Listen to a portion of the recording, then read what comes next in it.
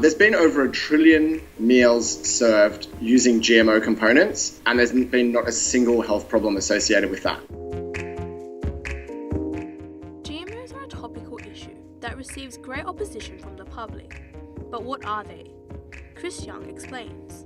GMOs are genetically modified organisms, so pretty much any organism or cell that's had its genetic information altered in any way using a whole variety of gene editing techniques. Despite the general population being unable to define what GMOs are, GMOs have become the receiving end of a public scare campaign.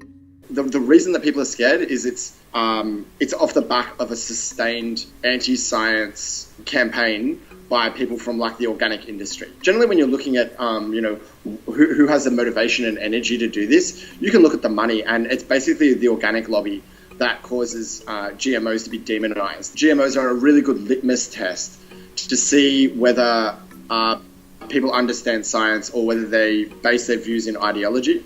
Opposition is led by groups like Greenpeace, who are concerned about scientific interference in the ecosystem and the idea of playing God. There probably is an element of, playing God, so to speak, in it, and I think that's great. This has the massive potential to help people. At Biofoundry, Meow-Meow is working with GMOs in an attempt to reach a more sustainable future.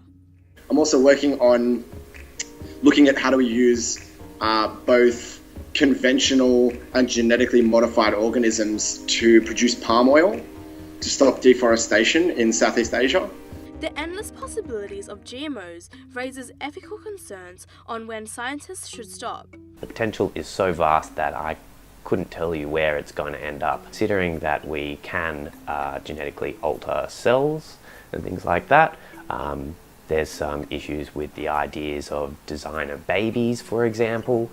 That would obviously be, a pretty big ethical issue. Greenpeace are concerned that GMOs would escape into the environment, but laws and regulation minimise the risk. Obviously, we need to try to keep these things contained and not just go off, and introduce anything we want into the environment. We know very well that the ecosystem's extremely delicate.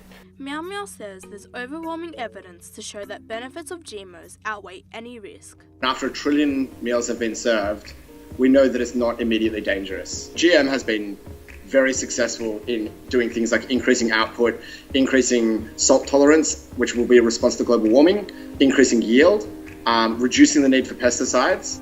If we're looking at systems like organic farming, it's never going to be able to provide the amount of food that we need to feed the population.